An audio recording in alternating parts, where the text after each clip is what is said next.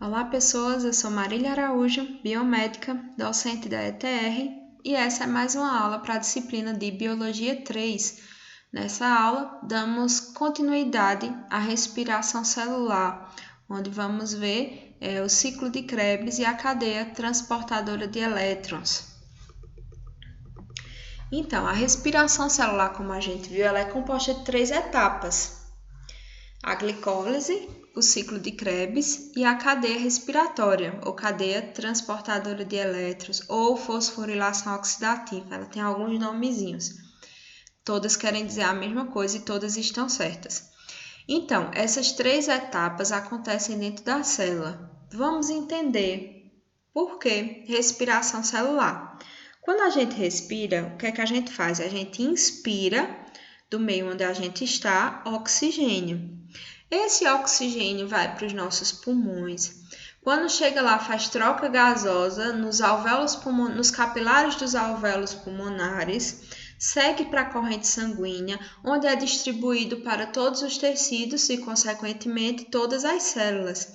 Essas células vão pegar esse oxigênio e vão colocar para dentro de uma organela, para dentro da mitocôndria, porque esse oxigênio lá vai ser utilizado para gerar energia.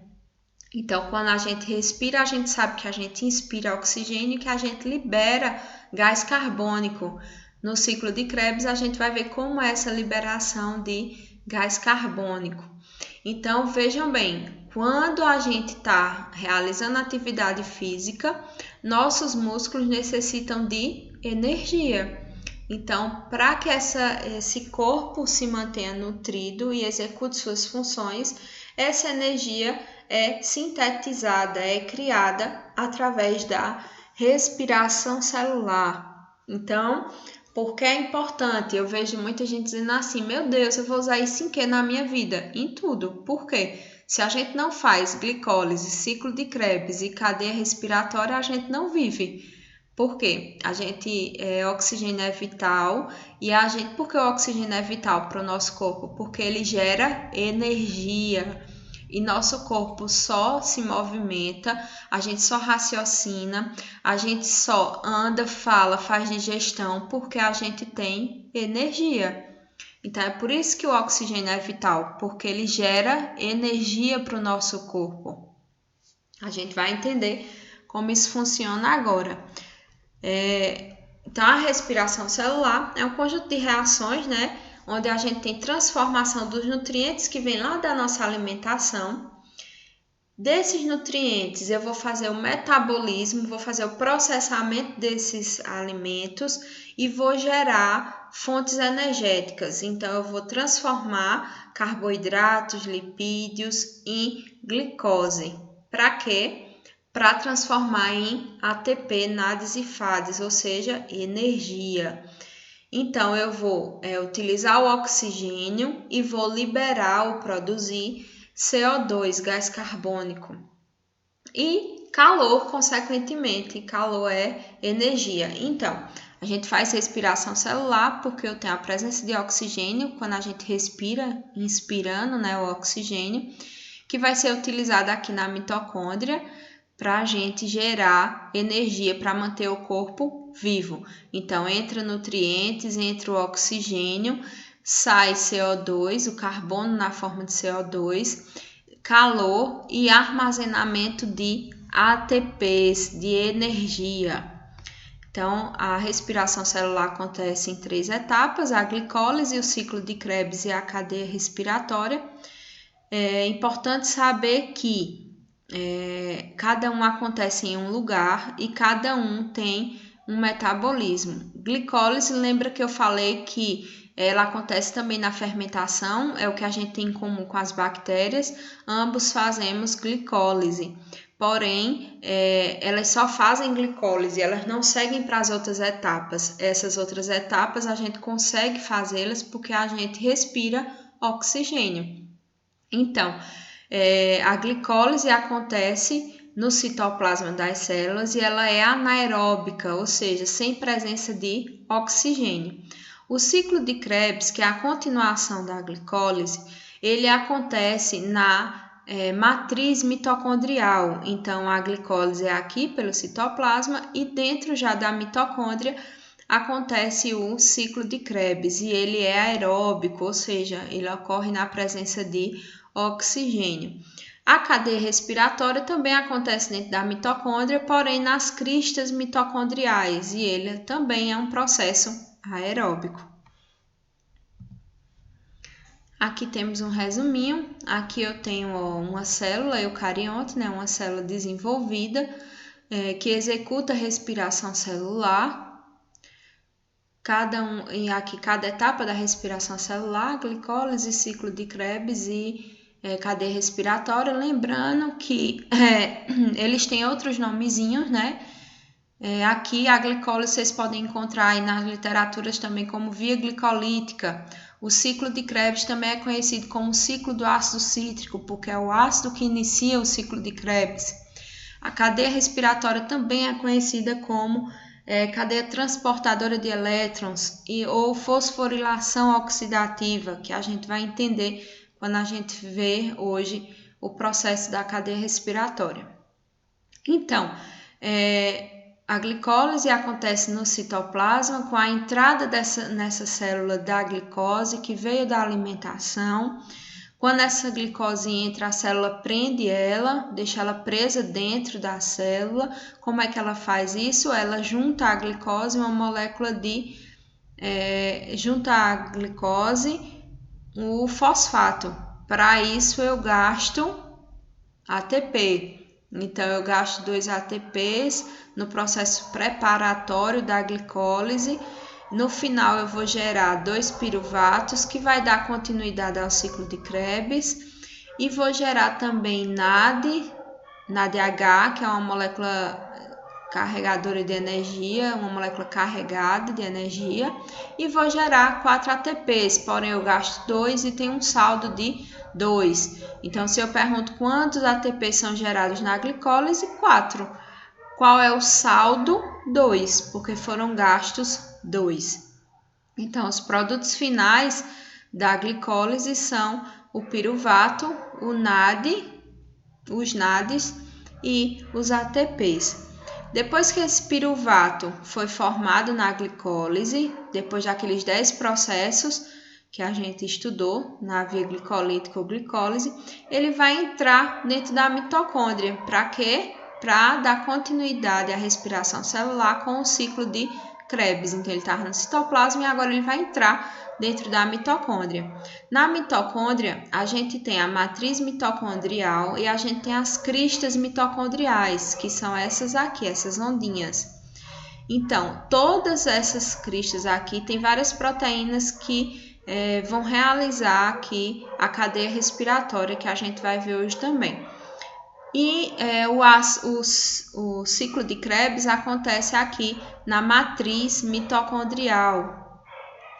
Entra o ácido pirúvico dentro da mitocôndria, a gente vai ver passo a passo. Quando ele entra dentro da mitocôndria, ele já começa a ser modificado, porque eu preciso transformar o ácido pirúvico ou piruvato em ácido cítrico. Então, esse ácido pirúvico vai perder carbono, vai se ligar a uma enzima chamada acetilcoenzima A. E como a gente viu, as enzimas servem para acelerar os processos. Então, ele vai acelerar e estabilizar para que dê origem ao ácido cítrico. Esse ácido acético, que é formado com a retirada do carbono do piruvato e a junção da coenzima A, vai se juntar ao ácido acético, que vai dar origem ao ácido cítrico. Não se desesperem, irei explicar daqui a pouquinho. Depois, esse ácido cítrico vai dar início ao ciclo de Krebs, onde aqui, como produtos finais, eu terei NADs, FADs e ATPs. Esses NADs, no caso 8 NADs e 2 FADs que vieram do ciclo de Krebs, mais 2 NADs que foram feitos lá na glicólise, vão servir para gerar ATPs nas cristas mitocondriais, a partir da energia liberada pelos elétrons de hidrogênio. Então, isso aqui, bisuzinho aí, importantíssimo saber para a prova, que são particularidades, coisinhas que acontecem aí, que são importantes. Meu Deus, vocês estão escutando os cachorros latindo? São os cachorros do vizinho, eles não dão sossego. É uma serenata, quando um começa, o outro continua. Igual aí a respiração celular. Então, particularidades, coisinhas importantes aí que vão cair na prova. Onde acontece a glicólise? No citoplasma. Ela é uma via anaeróbica, acontece no citoplasma. Entra glicose e sai piruvato. Lembrando que além do piruvato sai também NAD e ATP. Ciclo de Krebs é uma via aeróbica, acontece aonde? Matriz mitocondrial. Entra piruvato, que veio da glicólise, se transforma em ácido cítrico e como produto final tem o ácido oxalacético, além de gerar NAD, FAD e ATPs. Cadeia respiratória, ela é aeróbica também, acontece nas cristas mitocondriais e o produto final, vários ATPs. Então, lembrando, importante lembrar, né, e facilzinho de vocês gravarem que 2 etapas acontecem na mitocôndria, porém uma é na matriz mitocondrial, que é o ciclo de Krebs, a outra é na crista mitocondrial e a glicólise acontece no citoplasma. Então, um resuminho aqui para a gente fixar o que é o ciclo de Krebs. É uma das etapas, né, a segunda etapa da respiração celular, é onde acontecem reações químicas, assim como acontece na glicólise, para ter transformação e a confecção, a síntese de novos compostos a partir do piruvato, que veio da glicólise. E a finalidade do ciclo de Krebs é estender a extração de energia da molécula de glicose, liberar a molécula de CO2, molécula de carbono na forma de CO2, gás carbônico, e calor, gerando energia.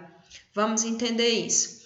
Qual é a finalidade da glicólise? Quebrar a molécula de glicose, falando no popular, né?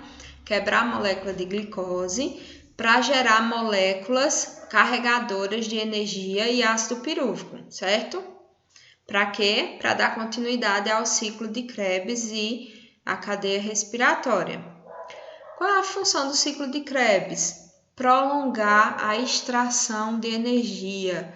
Vocês vão entender quando a gente vê a imagem aí mostrando todo o ciclo. Eu poderia chegar, lembra que eu falei que toda vez que eu tenho uma quebra de ligação química, eu tenho uma liberação de energia que era necessária ali para manter aquele composto. Quando eu quebro essa ligação, eu tenho liberação de energia. E essa energia, nosso corpo necessita dela, porque é vital. Então, ele não é bobinho de estar perdendo a energia.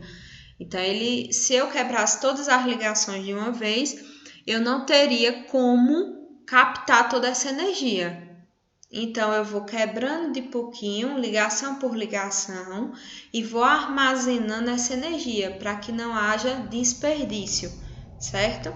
Vamos entender aqui todo lindo, maravilhoso ciclo de Krebs. Parece complicado, viu? Mas não é. É simplesinho. Porque quando a maioria das pessoas quando vê em química se desesperam.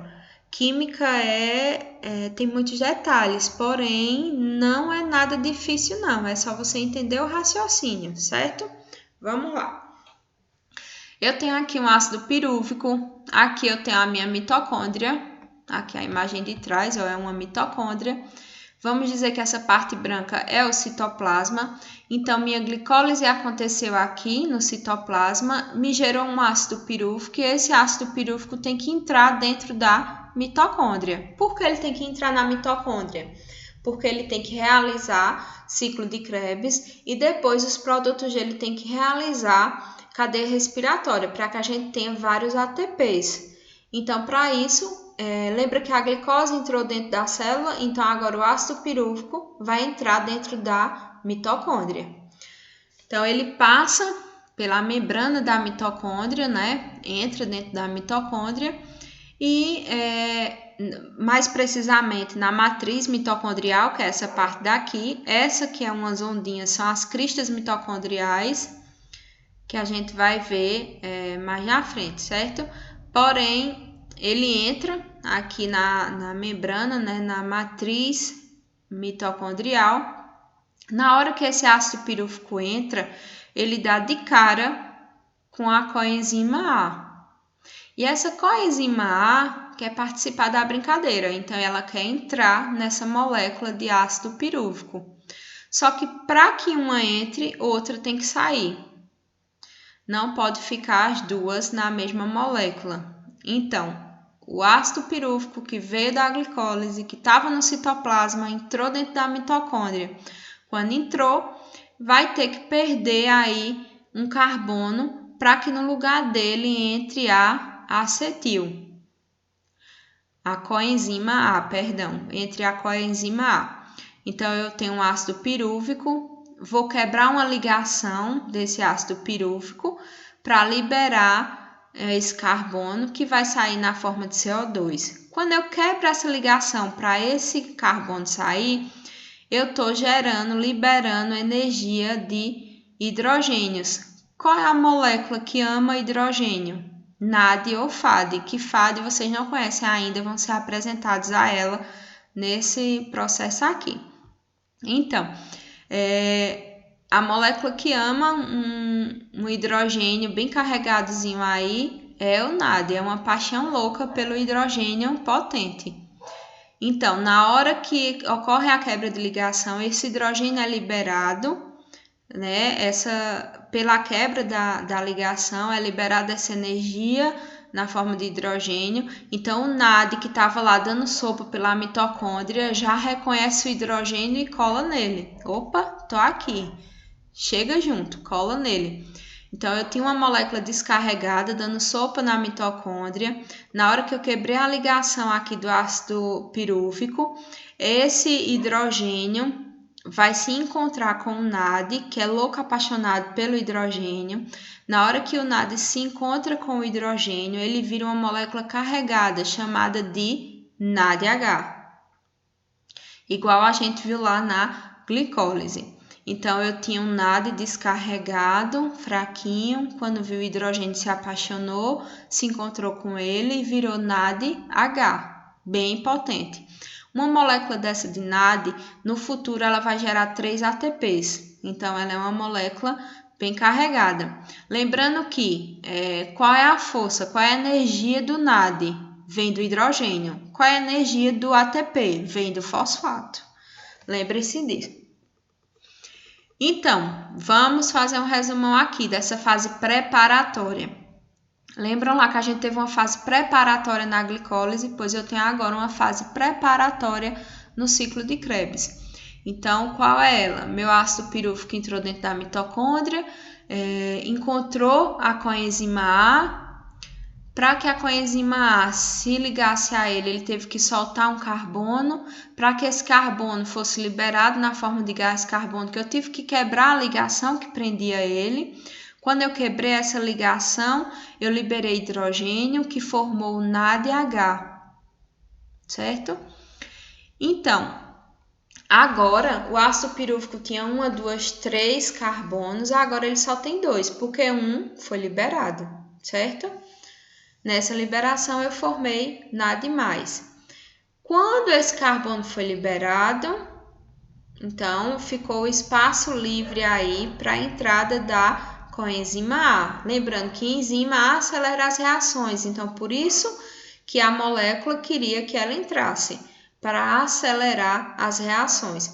Quando essa molécula que perdeu, né, o ácido pirúvico perdeu o gás carbono e se ligou à coenzima A, ele virou o ácido acético, ou acetilcoenzima A, virou outro composto. Então, em vez de ser piruvato, ácido pirúvico, agora ele é acetilcoenzima A, com a entrada de uma enzima, coenzima A. Para estabilizar essa reação e para no futuro ocorrer a ligação, vai entrar aí uma molécula de água vai sair uma molécula de água e o ácido acetil, né, a acetilcoenzima A, ela vai se ligar ao ácido oxalacético. E onde danado esse ácido oxalacético estava? Dando sopa, igual o NAD. Ele estava lá disperso, esperando a festa começar para participar. Então, a acetilcoenzima A vai se ligar ao ácido oxalacético, que é o produto final do ciclo de Krebs, que é um ciclo. Então, ele sempre vai começar pelo ácido cítrico e sempre vai terminar com ácido oxalacético, porque ele vai dar início a tudo novamente. Então, percebam a fase preparatória. Quem dá início ao ciclo de Krebs é o ácido cítrico, por isso que ele também é conhecido como ciclo do ácido cítrico. Então, para formar ácido cítrico, a partir do piruvato, eu vou formar todo esse processo aqui. Então, o ácido pirúvico vai perder um carbono, vai formar um NAD com a quebra da ligação desse carbono. Quando eu libero esse carbono, eu fico só com 2 em vez de 3. Então, minha coenzima A vai se ligar a essa molécula, formando um novo composto chamado acetilcoenzima A, que vai se apaixonar pelo ácido oxalacético que estava solto dentro da mitocôndria. Os dois vão se unir e vão formar o ácido cítrico. Então, eu tenho 2 carbonos da acetilcoenzima A, que vai se ligar a 4 carbonos do ácido oxalacético e vai me gerar um ácido cítrico, contendo 6 carbonos. 1, 2, 3, 4, 5, 6 carbonos. Esse ácido cítrico, ele tem várias ligações aí, que quando eu for quebrando de pouquinho, vai me liberar energia e eu vou formar várias moléculas aí de energia para ser usada na próxima etapa, que é a cadeia respiratória. Então, a minha primeira quebra agora dentro já do ciclo de Krebs, né? Agora sim eu inicio o ciclo de Krebs com ácido cítrico, vou quebrar uma ligação dele. Na hora que eu quebrar uma ligação, eu vou tirar um carbono e novamente, do jeito que aconteceu aqui, vou liberar hidrogênio que vai se apaixonar pelo NAD, formando NAD+. Além da formação do NAD+, e liberação do CO2, do gás carbono, eu vou ter formação de outro composto. Por quê? Aqui eu tinha 6 carbonos, perdi um, então eu não tenho mais ácido cítrico, agora eu tenho outro ácido. Então, quando eu tenho 6 carbonos arranjados assim, eu tenho ácido cítrico, perdi um carbono, agora eu tenho ácido cetoglutárico, que possui 5 carbonos. Então, eu vou quebrar mais uma ponte de ligação de hidrogênio, que vai liberar elétrons de hidrogênio, que vai formar mais NAD. Esse NAD, junto com o hidrogênio, vai se chamar NAD+, então NAD descarregado, NAD carregado com H+. Vai liberar mais um CO2, então eu já liberei 3 CO2, um daqui e um daqui. Então, eu liberei mais um CO2 e essa reação agora tem uma liberação mais forte de energia. Então, além de formar um NAD, eu formei também um ATP. Então, eu tenho formação de NAD de ATP e agora, daqui por diante, eu não tenho mais perca de carbono. Eu só tenho rearranjo de molécula para gerar energia. Então, aqui eu vou só perder agora hidrogênio, né? Vou liberar, na verdade, hidrogênios para formar o FAD e para formar mais um NAD. Então, aqui eu vou liberar um hidrogênio mais a entrada da mais água, formando aí um NADH. Qual é a diferença da molécula de NAD para de FAD? A molécula de FAD ela é uma molécula menos carregada, a de NAD é uma molécula mais potente. Para vocês entenderem, uma molécula de NAD no futuro vai gerar 3 ATPs, uma molécula de FAD no futuro vai gerar 2 ATPs. Então, ela é uma molécula mais potente, a de NAD. E a de FAD ela é um pouquinho mais fraquinha. Então, aqui houve a conversão, né? Quando eu faço essa perca aqui carbono do ácido cetoglutárico, ele vira ácido succínico. Quando eu libero energia do ácido succínico, ele vira ácido málico e forma o FAD.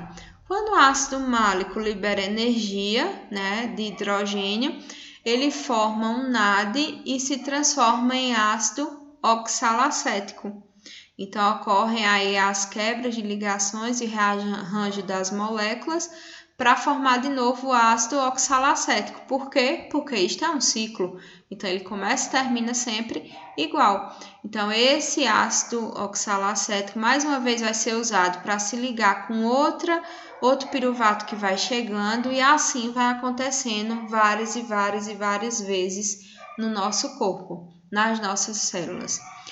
Então, a gente diz que o ciclo de Krebs acontece de descarboxilações. Por quê?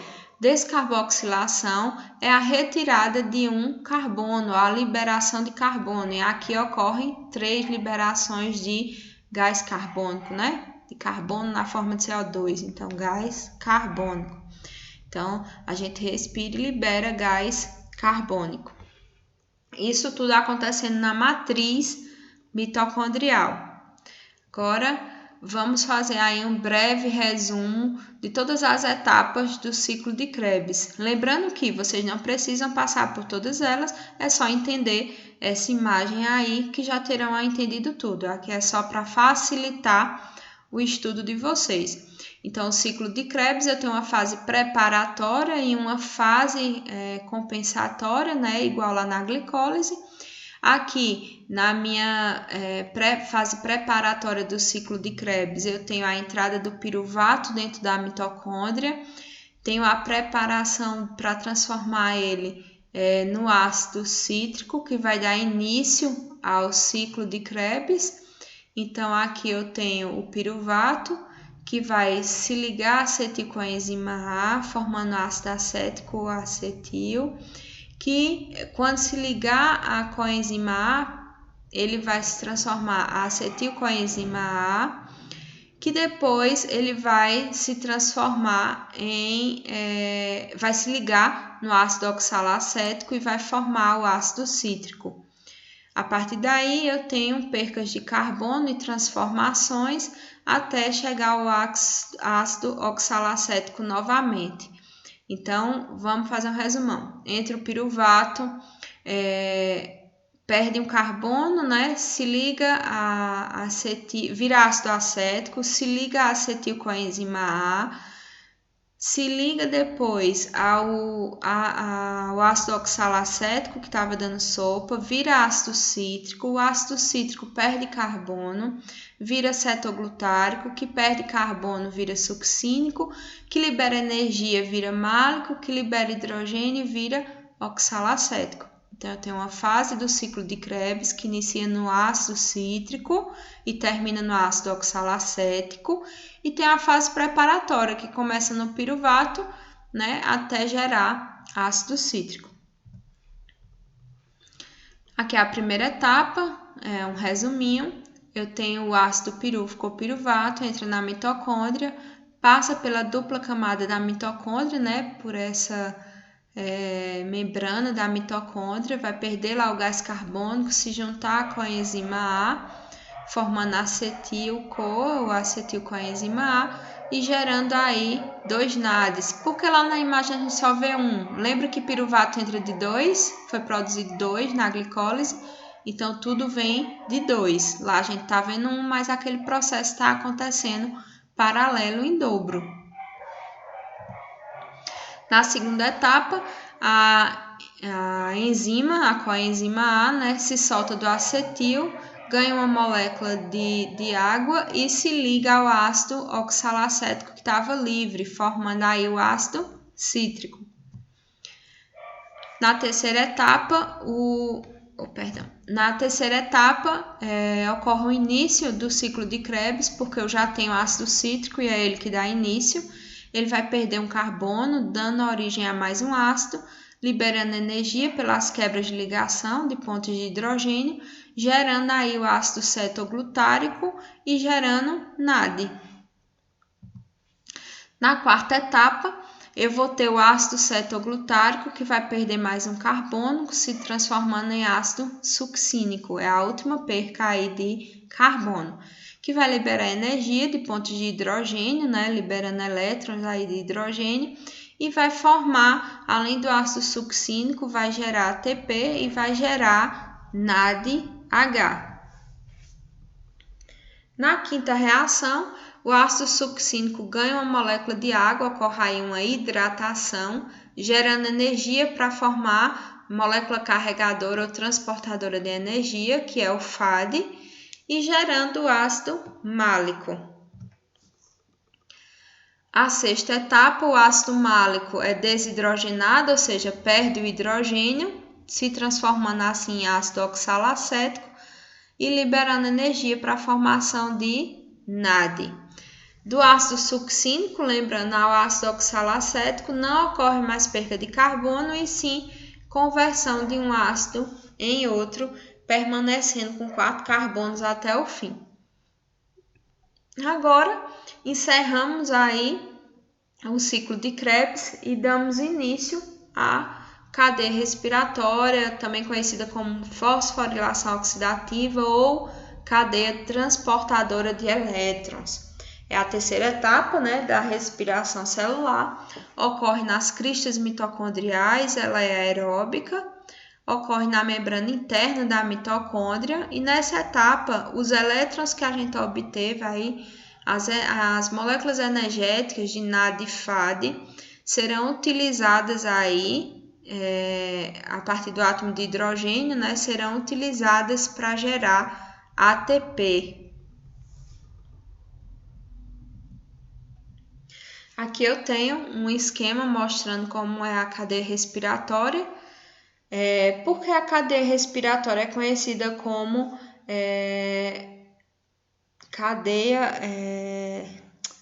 transportadora de elétrons? Por quê? Os elétrons que vão vir do hidrogênio lá do NAD, né, e do FAD, eles vão caminhar. Então, eles vão se transportar até a enzima ATP sintase. Então, por isso que é transportadora, porque esses elétrons serão transportados até chegar na ATP sintase, que é quem realmente vai gerar ATP. E oxidase, por quê? Eu estou retirando aqui elétrons dessas moléculas para ser utilizada. Então, ocorre uma oxidação. Então, a fosforilação oxidativa acontece por quê? Porque ela é também chamada de fosforilação oxidativa. Porque eu vou estar formando ATP. Toda vez que eu falo em fosforilação, eu estou mexendo com o fosfato. Lembram lá? Quando a gente viu na glicólise? Então, toda vez que eu faço uma fosforilação, eu estou mexendo com fosfato. Então, como é que eu faço o ATP? Eu pego fosfato junto ao ADP e formo um ATP. Então, isso é uma fosforilação. Por isso que ela é chamada de fosforilação oxidativa. Então, esse processo aqui vai ser uma fosforilação oxidativa para gerar ATP. E por que oxidativa? Porque retira elétrons. Então, fosforilação, porque eu estou usando fosfato. E oxidativa, porque eu estou retirando elétrons do NAD e do FAD para gerar ATP, certo? Então, vamos lá. O NAD e o FAD, né, que estavam lá, que foram gerados na matriz mitocondrial, vão agora para a crista mitocondrial. Para quê? Na crista mitocondrial, na membrana da crista mitocondrial, tem proteínas e enzima. E essas proteínas vão retirar os elétrons, né, dos hidrogênios aí, vão retirar a energia dos hidrogênios de NAD e de FAD que foram confeccionados, foram sintetizados aí na glicólise e no ciclo de Krebs para gerar ATP. Então, eu tenho proteínas de membrana nas cristas mitocondriais E vamos conhecê-las. Eu tenho NAD redutase, tenho FAD redutase, citocromo C redutase, citocromo C oxidase. Todas essas são proteínas de membrana que vão retirar elétrons, vão retirar energia para gerar ATP. Então, esses elétrons vão passar por esse transportador de elétrons, porque aqui vai ocorrer o transporte de elétrons até chegar no ATP. Então, a NAD e a FAD chega aqui, vai passar, né, sua energia por essas proteínas e vai retirando, essas proteínas vai retirando os hidrogênios dela. Então, esses hidrogênios vão ficando nessa camada intermembranar da matriz mitocondrial. E os hidrogênios são positivos, então essa camada vai ficar toda positiva. Essa camada de baixo, ela é negativa. Então, lembram lá que positivo ama negativo, eles se atraem porque são cargas opostas. Então, é assim que a gente vai gerar ATP. Vejam como é inteligente nossa mitocôndria. Aqui, na membrana mitocondrial, tem essas proteínas que vão receber as moléculas, as células. Oh, meu Deus, embolou tudo agora. Vão receber o NAD e o FAD, que são carregadoras, né, moléculas carregadoras de energia, assim como a ATP.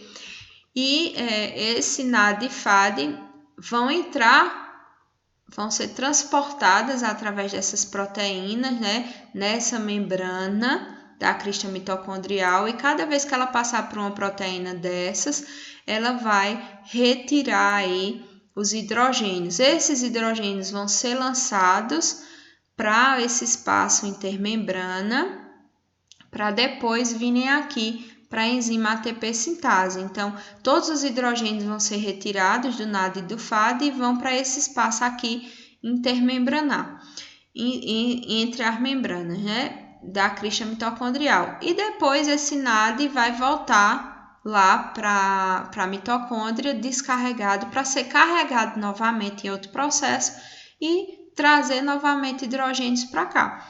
Então, o NAD e o FAD vão passar pelas proteínas, né, deixando seus hidrogênios, onde seus hidrogênios serão retirados. Só que o hidrogênio, como eu falei, é positivo e a outra parte aqui, essa região da matriz mitocondrial é negativa e é aqui que vai se gerar ATP. Então, veja como o corpo é inteligente. Ele vai retirar os hidrogênios, lançar para uma camada positiva. Por quê? Depois, esses hidrogênios só podem vir para o negativo, que ele vai ser atraído pelo polo negativo, por um lugar. Então, obrigatoriamente, eles vão ter que passar pela enzima ATP sintase, que, como o nome já sugere, ela vai sintetizar ATP. Só que para sintetizar ATP, ela precisa de energia. Ela tem vários fosfatos inorgânicos. Lembram lá que a gente também tinha fosfato inorgânico no citoplasma? Então, eu tenho fosfatos inorgânicos soltos e tenho ADPs soltos. Lembram que o fosfato inorgânico ele não é tão rico, ele não é tão carregado?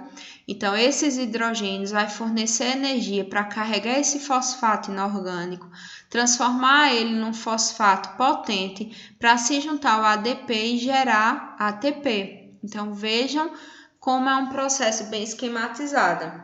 Os hidrogênios são retirados, vamos dizer assim, armazenados em um lugar onde só tem uma saída. Todos vão ter que sair por aqui. E nessa saída vai gerar ATPs. Então, gera energia para formar ATPs. E por que eles se encaminham? Por que eles seguem todos para cá? Como eles sabem que tem que vir para cá? Porque é a única porta que vai levar eles até as moléculas carregadas negativamente. E como eles têm uma paixão louca ele é positivo, tem uma paixão louca pelas moléculas opostas, que seriam negativas, ele vai passar aqui o quanto antes pela ATP sintase para fornecer energia, para alimentar o fosfato inorgânico, para se juntar com o ADP e formar assim o ATP. Então, eu tenho aí formação de vários e vários ATPs a partir do hidrogênio e do FAD que ocorre, que veio lá do ciclo de Krebs da glicólise. Lembrando que a gente viu aqui um processo, né? Isso acontece várias e várias vezes em várias e várias células do nosso corpo. Então, são processos repetitivos, gerando aí 95% em média da energia que o nosso corpo necessita para sobreviver. Nesse processo que a gente acabou de ver da respiração celular completa. Então, quais são as coisinhas que a gente deve saber sobre a cadeia respiratória? As particularidades, né? Onde ela acontece, que é na crista mitocondrial. Quem são os constituintes? Quem é necessário ter para que aconteça a cadeia respiratória? Temos lá as proteínas, né? A enzima, e temos as moléculas que vão liberar energia, que vão transportar os elétrons, né? Carregadoras, me veio agora na mente que eu tinha esquecido naquela hora. Moléculas carregadoras de energia. Então, os constituintes dessa reação são NAD e FAD, né? Que são moléculas carregadoras de energia. O oxigênio, sim, vamos lá, que eu não falei do oxigênio.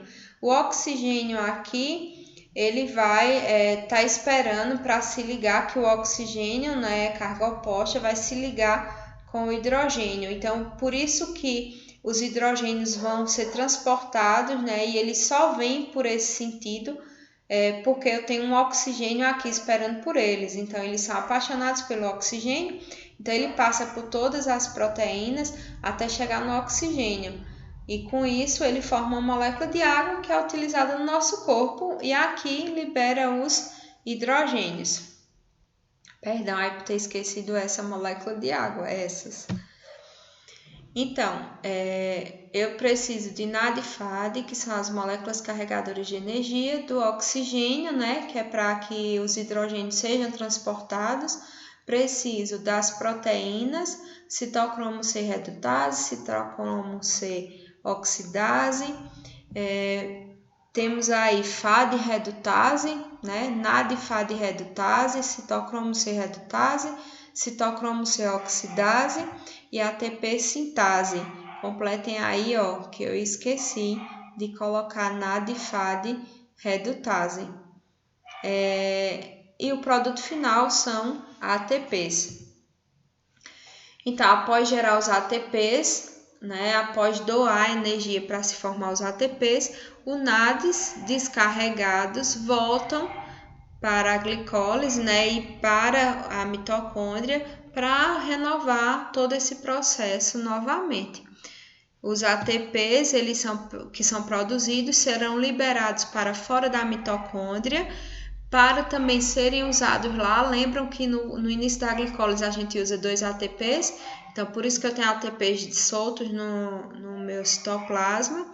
Então, esses ATPs voltam para o citoplasma e serão utilizados nas células como fonte de energia para que ela execute as funções delas. Assim, nossos órgãos e tecidos executam suas funções e nosso corpo sobrevive. Então, aí eu tenho um saldo, né? Feito eu falei para vocês no começo, uma molécula de NAD vai gerar 3 ATPs e uma molécula de FAD vai gerar 2 ATPs. Em média, a gente gera aí na faixa de 38 ATPs em todo esse processo. Muito obrigada, espero que vocês tenham entendido. Se não entenderam, estudem, anotem as dúvidas e repassem. Já vou deixar a data de nossa prova, né? Já vimos agora todo o assunto da primeira unidade. Vamos agora fazer a nossa primeira prova e seguir para a segunda unidade. Muito obrigada a todos e um bom estudo.